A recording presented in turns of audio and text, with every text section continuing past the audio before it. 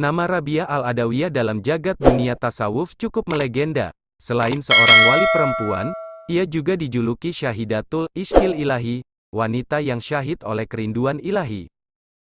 Rabiah al-Adawiyah lahir dan meninggal di Basrah, Irak. Banyak versi mengenai tahun lahir dan wafatnya, namun yang jelas, sufi wanita yang sangat terkenal ini hidup di abad kedua Hijriyah. Adapun orang pertama yang mendokumentasikan kisahnya adalah Al-Jahiz dalam kitab Al-Bayan wa Al-Tabyin.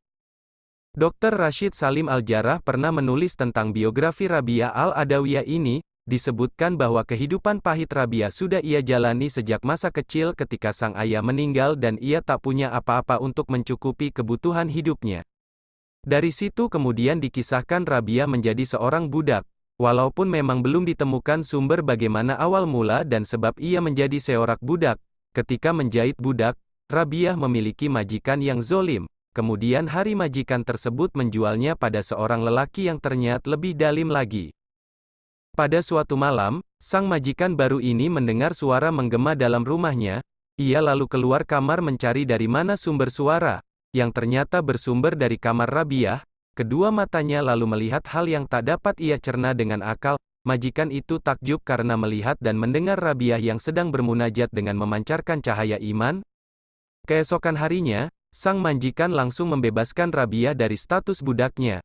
Engkau kini merdeka dan telah bebas, Rabiah, kau boleh tinggal di sini atau pergi kemana kau suka, katanya. Rabiah pun memilih pergi. Mengenai ilmu ikhlas Rabiah banyak dinukilkan di berbagai kitab tasawuf.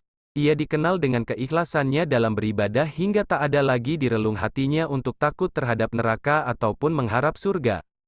Al-Zabidi dalam Syarh Ihya Ulumuddin menceritakan kisah tentang Sufyan al-Sawro dan Rabiah. Al-Sawro bertanya perihal hakikat iman Rabiah. Aku tidak menyembahnya karena takut neraka dan menginginkan surga seolah aku menjadi buruh tak patuh. Jika takut majikan ia akan bekerja, jika dibayar ia baru akan bekerja. Aku menyembahnya karena cinta dan rinduku padanya. Tentang ikhlas ini ada sebuah kisah, bahwa suatu siang Rabiah al-Adawiyah tengah berjalan di kota Baghdad sambil menenteng air dan memegangi obor di tangan kirinya. Seseorang pun bertanya kepadanya hendak dikemanakan air dan obor tersebut. Rabiah al-Adawiyah pun menjawab, aku hendak membakar surga dengan obor dan memadamkan neraka dengan air ini. Agar orang tidak lagi mengharapkan surga dan menakutkan neraka dalam ibadahnya. Keikhlasan ibadah Rabiah al-Adawiyah adalah bukti bahwa jiwanya hanya ada cinta dan rindu kepada Allah semata tanpa tendensi yang lainnya. Rabiah sudah tidak takut dan tidak merisaukan atas imbalan-imbalan ibadah yang dilakukan.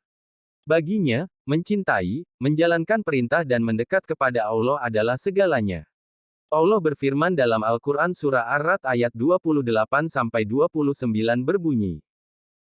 الذين آمنوا وتطمئن قلوبهم بذكر الله ألا بذكر الله تطمئن القلوب الذين آمنوا وعملوا الصالحات طوبى لهم وحسن مآب. Itulah sedikit cerita tentang wanita yang berucap ingin memadamkan api neraka dan membakar surga. Semua itu bermaksud supaya hamba-hambanya untuk benar-benar ikhlas dalam menjalankan perintahnya. Semoga cerita ini dapat menjadi introspeksi bagi kita semua. Terima kasih.